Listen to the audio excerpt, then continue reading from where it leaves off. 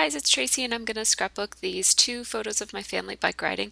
I have the I Heart bike rides cut apart from the Rock Lobster kit that I've set aside for this layout. And I also have a little bicycle clip that I have just in my stash. I can't remember exactly where it came from. It might be a Studio Calico clip. And so I'm just going to cut that apart. I'm going to be mostly using the Out on the Town add-on for this layout, but these two, the Happiness and the I Heart Bike Rides cards, are from the Rock Lobster kit. These are the stamps that came with the Out on the Town kit, and I have a few of them picked out that I might use, and I might use that chalkboard tape, and these are some of the embellishments that I think might work with the layout I have in mind.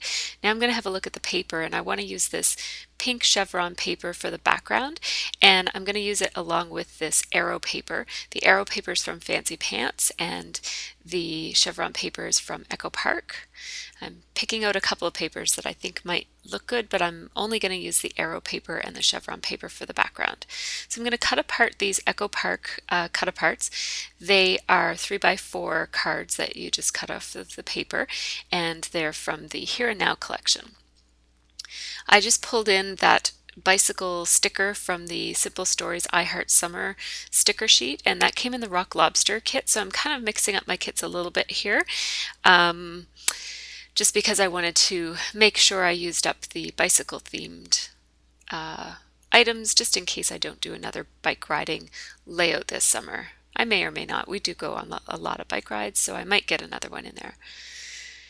I want this layout to have a vertical look to it, and so I'm cutting this at 6 inches wide, the arrow paper, and I don't have a long piece of it, so I'm just gonna tape together or I guess piece together two 6-inch wide pieces on top of one another, so it'll look like I had one long strip. I'm cutting a couple more of those cut aparts from Echo Park.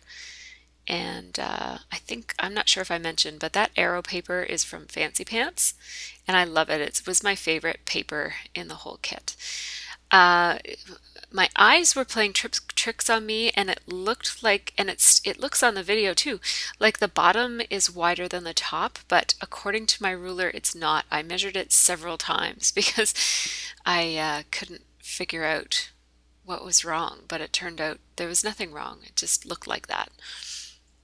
Must have been an optical illusion with those chevrons and the angle that I was sitting at. But anyways, I am putting this chalkboard tape on the edges. I'm going to use that for my journaling, but I'm going to leave it plain until the very, very end. I'm just double checking because it looks, even on the video, it looks kind of like it's wider at the bottom, but it isn't, the arrow paper. So this is my placement. It's going to go kind of diagonally, and I just took out my daughter's pencil crayon case because I knew she had some chalk in there, and I wanted to kind of dull down the chalkboard tape, but it didn't dull down all that much. It dulled down a little bit, but most of the chalk just wipes right off. It's a little bit less shiny, I suppose.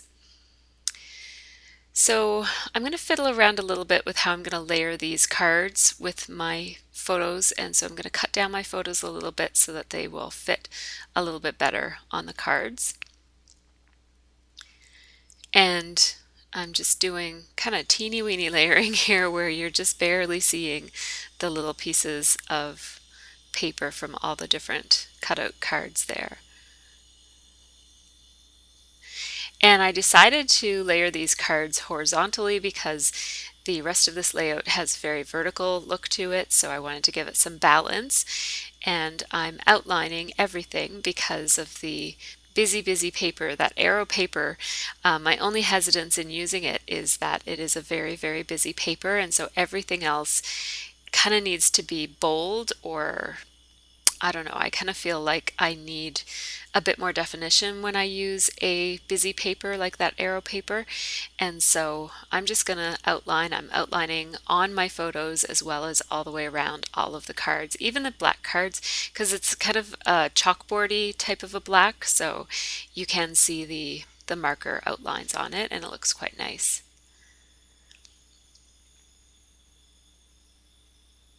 So I'm piecing that together so that you can see the happiness sticking out as well as the little design with the arrow and the heart on it. And I'm going to layer those so that the middle card is going to hold the bicycle. And at this point, I'm thinking about putting a title right there where that empty piece of wax paper is. And I felt like I needed, because of that busy paper in the background, I felt like I needed something under, kind of to set apart the cards from the background. So I kind of go down this line a little bit before I decide to not do this. That's just too much layering right there for the look I'm going for here. I wanted this layout to be a lot more simple because that's what I often like to do when I'm using a busy paper, is make the layout be a bit more simple. So I'm going to go ahead and stick down that bicycle. I'm going to outline it so it matches all the other cards that are on the layout so far. Put that bicycle clip right there on the edge. And that photo on the bottom I actually took from my moving bicycle. I was the last in the lineup of our family going down this trail, and I pulled out my phone and held it as steadily as I could and snapped a shot. And I really like how it turned out. So I'm using the basics thickers that came in the Out on the Town add-on. I don't have the main kit, I just have the add-on because I went with the Rock Lobster main kit for this month. So I spelled out Family Bike Ride. I'm using all one font again because the busy paper, I'm trying to make this as simple as possible. I have that L Studio vellum that came in the Rock Lobster kit, and I'm just putting 2 vellum chevrons on there to kind of support the idea of movement on this layout. And again, diagonally placing all of the elements also kind of alludes to movement. And all the arrows, of course, signify movement. So I'm kind of trying to go with that design theme of movement. So I'm staggering my title just like all of my cards are staggered. And again, that diagonal creates movement on the page. I wanted this to be a really dynamic layout. I'm thinking about what stamps I'm going to put on that bottom chevron. I have one picked out for the top one, but I couldn't find one from either of this month's kits that would kind of go with what I'm looking for the bottom one. So I dug into the June kits, and I'm going to stamp one of the June kit stamps on that bottom one.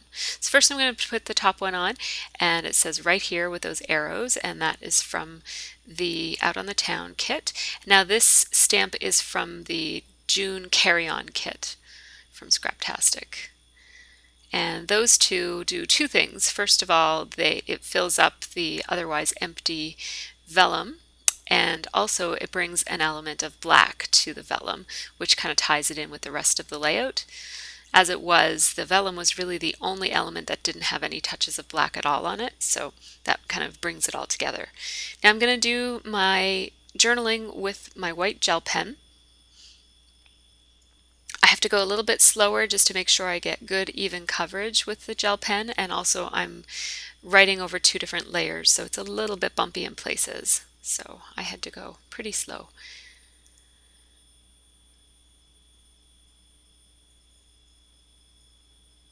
I'm going back and filling in some of the missing pieces from my gel pen, and now I'm going to let it dry.